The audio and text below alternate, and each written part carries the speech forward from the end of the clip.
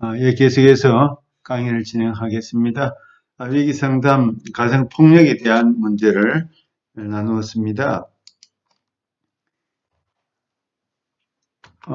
부부간의 폭력에 대한 문제에 대해서 우리가 살펴볼 때 폭력의 전후 관계에 있어서 심리적인 어떤 현상이나 특성이 있습니다. 사회학자들의 조사에 의하면은 폭력이 자주 일어나는 장소는 가정에서 특별히 거실과 침실에서 폭력이 많이 일어난다고 합니다.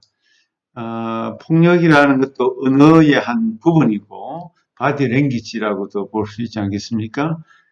예를 들어서 남자와 여자가 잘하는 부분이 각각 다른데 남성들이 활동적이고 육체적인 힘이 강하다면 여성들은 뇌 기능에 있어서 특별히 좌뇌의 기능이 발달이 되어 있어서 언어적인 면에 있어서 말을 훨씬 더 남성들보다 여성들이 더 잘하게 되어 있습니다. 그래서 부부 간에 갈등이 있을 때도 남성보다도 또 여성이 더 말을 잘하고 또 대체적으로 일반적으로 남성이 여성만큼 말을 따라가지 못하기 때문에 그래서 남성들에게 폭력이 언어를 말을 대신해서 폭력이 나타나는 특성이 있습니다. 그것은 반드시 그렇다 그런 뜻이 아닙니다. 그런 특성을 가지고 있다라고 볼 수가 있습니다.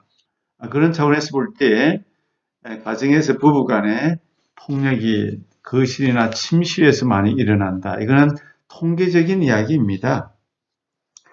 그러니까 가장 가까운 곳에서 먼 곳이 아닌 가장 가까운 자리에서 또 가까이 있는 사람끼리 폭력이 잘 일어나는 것입니다. 대화 속에서 또 여러 가지 스트레스 상황 속에서 문제 상황 속에서 폭력이 일어날 가능성이 훨씬 더 많은 거죠.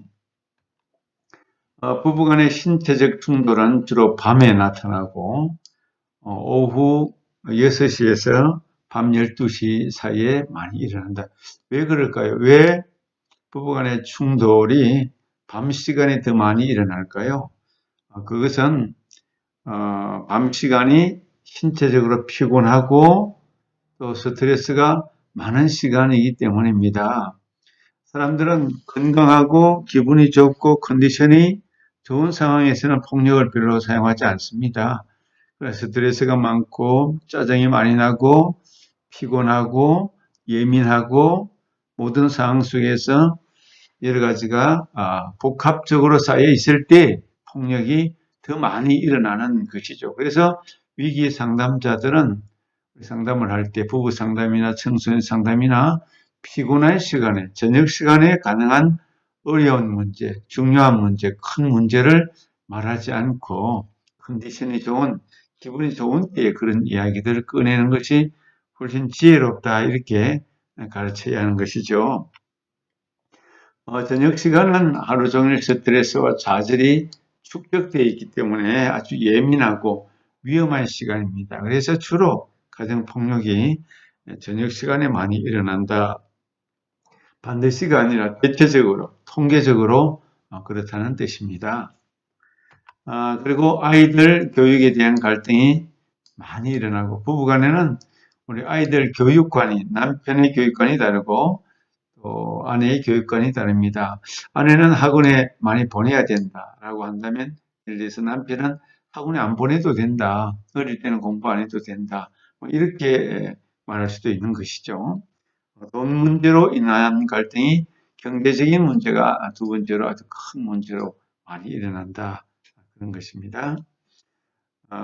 그래서 가정폭력이 근절돼야 되고 폭력이 일어나면 안 되지만 이 폭력도 습관성이 있고 폭력도 전염성이 있고 폭력도 학습이 되어 있기 때문에 그 윗가족, 원가족, 우리 그 아버지 대나 위 할아버지 대에서 폭력이 일어났었다면 그것을 보고 자란 아이들, 자녀들도 같이 폭력으로 학습이 되고 부모의 모델링된 그런 모습을 나는 그렇지 않겠다라고 하는데도 불구하고 부부 생활 속에서 가정 생활 속에서 성인이 된 이후에 더 많이 나타날 가능성도 있는 것입니다. 가정폭력은 그래서 주중보다는 주말에 더 많이 일어난다. 주중보다는 주말에 이제 사람들이, 가족들이 더 많이 만날 수가 있고, 주말에 특별히 여러 가지 쌓인 것들이 더 많이 나타날 수가 있겠죠. 주말에 더 많이 나타난다. 그 다음에 더운 여름철에 폭력이 증가하는 경향이 있다. 더운 여름철에 사람이 스트레스가 더 많겠죠. 또 기분도 더 명랑하지 못하겠죠. 짜증나는 일들이 더 많아질 가능성이 있습니다. 이런 걸로 볼 때 폭력은 환경과도 상당히 관련이 되어 있고, 개인의 마음가짐, 스트레스, 여러 가지 무거운 짐, 다양한 요인들이 폭력과 관련이 되어 있다. 그렇게 볼 수가 있는 것이죠. 또 구타 횟수가 증가함에 따라 그 강도는 점점 심해진다. 폭력은 점점 약해지는 것이 아닙니다.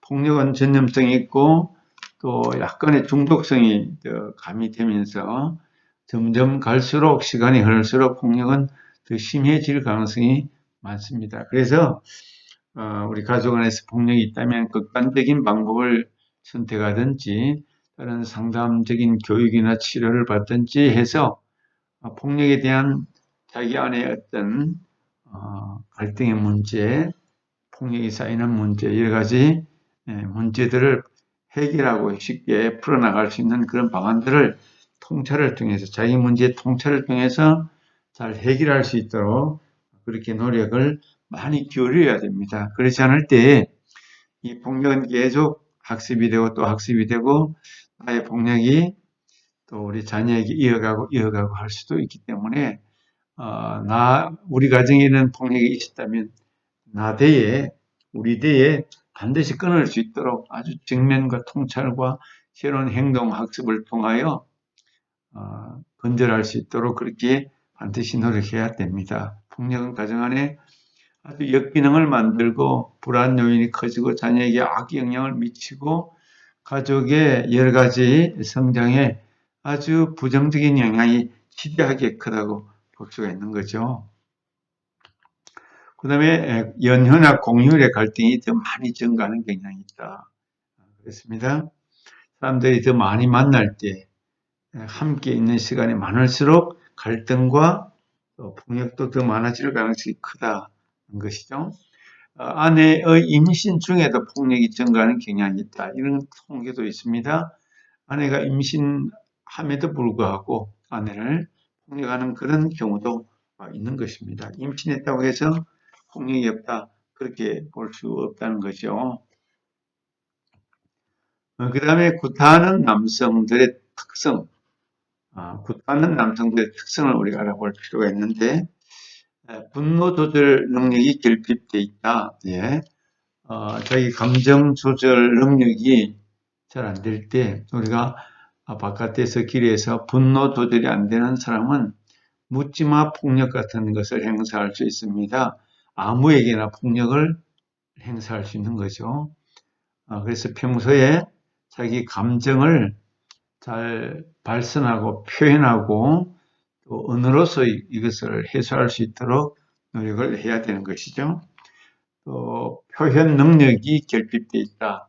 아내가 말을 자분자분 고분고분 잘 하는데도 불구하고 남편이 언어 표현 능력이 부족하면 폭력이 일어날 수가 있다는 것입니다.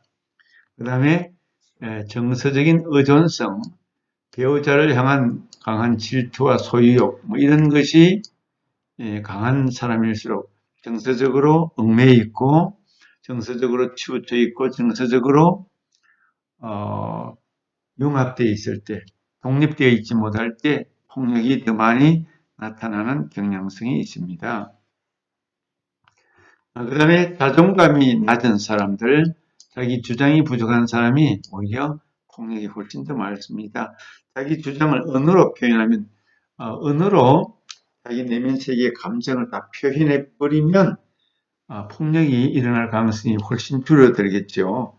자기 안에 분노, 감정, 억압, 이런 가지 부정적인 감정이 많이 쌓여 있을수록 감정은 에너지이기 때문에 폭발합니다. 터지게 되어 있습니다. 그래서 자기 주장을 많이 한다거나 표현을 잘 하게 되면 폭력은 훨씬 줄어든다, 안 나타나게 된다. 그렇게 말할 수 있겠죠. 알코올과 약물 의존성, 구타하는 남성의 67%가 알코올을 자주 사용하는 그런 경험이 있는 것으로 나타나고 있습니다. 알코올에 의존하거나 약물에 의존하는 사람들이 훨씬 더 폭력을 많이 사용하더라 하는 것입니다. 그래서 우리는 가정 안에서 민주적인 대화를 하고 가족들이 대화를 할 때 서로 잘 경청을 해주고 우리 갈등이 심한 경우를 보면 가족 안에서도 내 얘기는 많이 하는데 상대방의 말을 잘 들어주지 않는 경청을 잘 하면 폭력이 일어날 가능성이 적지 않겠습니까? 말을 안 들어주니까 내 말을 잘 안 들어주니까 폭력을 또 행사하는 경우가 발생할 수 있지 않겠습니까? 어쨌든 민주적인 의사소통과 대화의 표현 방법을 잘 활용할 때 훨씬 더 폭력을 줄일 수도 있겠다는 것을 우리가 생각해 볼 수가 있습니다. 그 다음에 구타당하는 여성들의 특성, 구타당하는 여성들의 특성을 보면 낮은 자존감을 가지고 있다는 것입니다. 그래서 자기 주장이 약하고 낮은 자존감을 가지면 자기에 대해서 뚜렷한 주장을 잘 못하고 자신의 욕구보다 타인의 욕구, 가족, 자녀 이런 것을 먼저 생각하게 되는 거죠. 그래서 자기 주장, 자아실현, 자기 가치감, 자존감 이런 모든 것들이 낮기 때문에 구타를 당하면서도 참고 자기 표현, 자기 주장을 잘 못하는 경향성이 있다는 것입니다. 그렇게 해서는 안 된다는 거죠. 자기 주장을 강력하게 할 수 있어야지 된다. 그렇게 말할 수 있을 것입니다. 비현실적인 희망, 고통을 받으면서도 여전히 남편에게 충성한다. 비현실적인 희망이라는 말은 언젠가 내가 참고 참으면 남편이 좋아질 거야. 남편이 걔가 선선할 거야. 바뀔 거야. 이렇게 생각하는데 그렇게 되지 않는다는 거죠. 비현실적인 희망을 갖는다는 거죠. 남편이 내가 참는다고 바뀌는 것이 아니고 내가 적극적으로 표현하고 어떤 방안을 찾고 해결책을 모색하고 진지한 대화를 통하고 여러 가지 방안을 다양하게 찾아서 남편이 잘못된 행동 습관을 고칠 수 있도록 그렇게 도전하고 바꾸어 나가는 그런 용기도 필요하고 또 그렇지 않으면 이제 상담센터나 여러 기관을 통하여 도움을 직접 받도록 그렇게 해야 되는 거죠. 그리고 구타당하는 여성들은 주로 혼자 고립이 돼 있다. 도움도 받지 않고 위축되어 있고 혼자 고립이 되어 있다. 그래서 계속 구타를 당하면서도 당연한 것처럼 그렇게 살아가고 있는 이것을 병적인 고착이라고 말하는 픽세이션이라고 하죠. 병적인 고착 현상을 보여주게 되는 거죠. 이것을 깨뜨려 버리는 프레임 시스템을 바꿔 버릴 수 있도록 가족 구조, 어떤 교육 상담, 다양한 방안을 통해서 이 고립의 줄을 끊어버려야 되고 바깥으로 나올 수 있도록 도와줘야 되는 거죠. 그리고 경제적인, 정서적인 의존성이 강하다. 의존성이 강할 때 구타에서 해방되기가 쉽지 않고 자기의 어떤 이 의존성을 독립적인 마음으로 스스로 자아실현과 자기 분할을 이룰 수 있는 그런 의존에서 탈피하는 그런 교육과 상담이 필요하겠죠. 결혼에 대한 전통적인 견해, 결혼에 대한 전통적인 견해는 이혼하면 안 된다. 아내는 무조건 순종해야 된다. 이런 생각, 이런 가치관이 있을 때 여성들이 구타를 당하면서도 그대로 참고 산다는 것이죠. 이런 것들을 좀 벗어 던져야 되겠다는 것을 말할 수가 있겠습니다. 그 다음에 폭력과 위기 상담적 개입, 위기에 대한 개입, 주로 아내나 청소년 자녀들이 상담치를 또한 찾게 되죠. 폭력하는 남편이나 남성들은 주로 잘 안 찾습니다. 우리나라 남성들은 상담치를 거의 잘 안 찾으려고 하죠. 주로 여성들이, 청소년 자녀들이 상담치를 찾게 되는 것입니다. 몇 가지 정황과 단서를 찾아본다. 이제 상담자가 찾아온 내담자 아내나 청소년들을 보면서 정황, 단서들을 찾아본다. 폭력에 그런 문제가 있었는가? 자살 기도를 했는가? 유산 경험이 있는가? 신경안정제 같은 약을 복용하고 있는가? 과음의 경력이 있는가? 응급실에 가본 그런 경험이 있는가? 또 가출 경험이 있는가? 갈등의 정도가 어느 정도인가? 부부 간에, 가족 간에 이런 것을 살펴볼 수가 있고, 학대와 폭력의 경험이 있었는가? 이런 것을 이제 질문을 통해서 찾아보면, 이 가정이 폭력에 노출되어 있고, 폭력이 어느 정도 심하기 때문에, 그런 경우는 경찰서에 신고라도 해야 되는 그런 상황에 맞게 되는 거죠. 위기의 성질을 결정한다. 내담자가 중요하게 생각하는 문제가 무엇인가? 무엇 때문에 이 폭력을 참고 사는가? 그런 거죠. 내담자가 중요하게 생각, 자녀 때문인가? 경제적인 문제, 독립을 못하는 문제 때문인가? 이런 것들이 있겠죠. 의학적인 처치가 필요한가? 어디 팔을 다쳤는가? 또 우울증 기질이 있는가? 또 아니면은 여러 가지 신경쇠약 같은 문제로 약물 치료가 필요한가? 이런 것들을 파악해 보는 거죠. 위기 성질, 급박한 위기가 있는가? 점차적으로 개선하면 되겠는가? 여러 가지 위기의 급박함을 성질을 찾아보는 것입니다.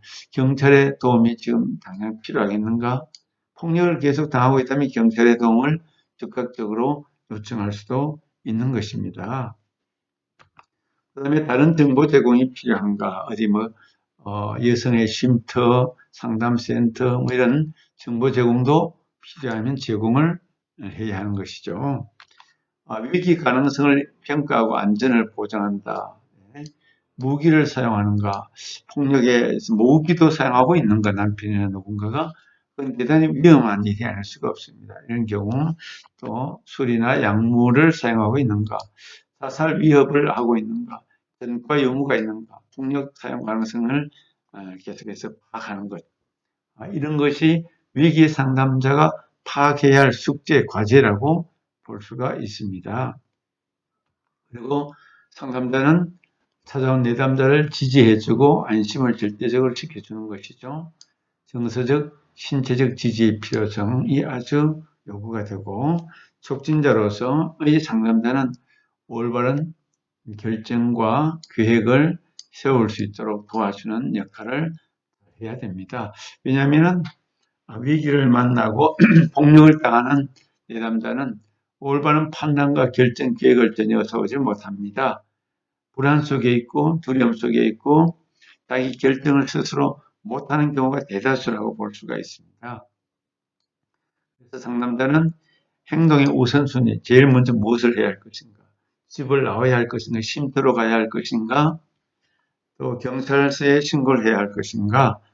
이런 행동의 우선순위를 정해야 할 필요가 있는 것입니다. 뿐만 아니라 영적 자원의 공급, 교회를 다니면 교회의 어떤 영적 자원, 목사님을 통해서 또 예배를 통해서 신앙생활의 회복을 통해서 영적 자원이 어떻게 공급이 되면 도움이 될 것인가, 이런 것들도 충분히 파악하고 또 도움을 제공해야 할 것입니다. 대안을 탐색하고 기입 방법을 선택하고 내담자의 응급 피난처를 찾아보고 또 경찰의 개입을 알아보고 법적 행동이 필요하면 취할 수가 있고 정신과에 의뢰할 수도 있고 교회나 지역사회의 개입과 도움을 요청할 수도 있다. 이런 위기에 대한 개입을 충분히 위기 상담자는 준비하고 대처하고 안내하고 지도해야 할 그런 책임이 위기 상담자에게 있습니다. 폭력은 언제 어느 때나 일어날 수 있고 우리 사회 우리 이웃들에게도 늘 일어날 수 있는 그런 문제가 아닐 수가 없습니다. 이런 상황에서 볼 때 폭력의 위기 상담자의 어떤 역할 대단히 중요하지 않을 수가 없습니다. 잘 대처하고 잘 도와서 그야말로 우리 이웃이나 또 우리가 만나는 내담자가 폭력 상황 속에서 어떻게 건강한 삶을 유지하고 또 자기 성장을 통해서 그런 어려운 환경을 벗어남으로 인하여 온 가족이 회복의 어떤 체험과 역사를 통하여 개인이 성장하고 가족 전체가 함께 성장하는 길로 나갈 수 있도록 위기 상담자는 적극적인 개입이 필요하고 상담과 지지와 인도가 필요한 그런 자에게 위기 상담자로서 폭력을 만난 우리 이웃 내담자에 대한 그런 도움과 교육이 되리라고 봅니다. 위기 상담자의 역할이 다양하게 이렇게 필요하고 중요하다는 것을 다시 한번 잘 인식해 주시면 좋겠습니다. 여기까지 일단 수업을 하겠습니다.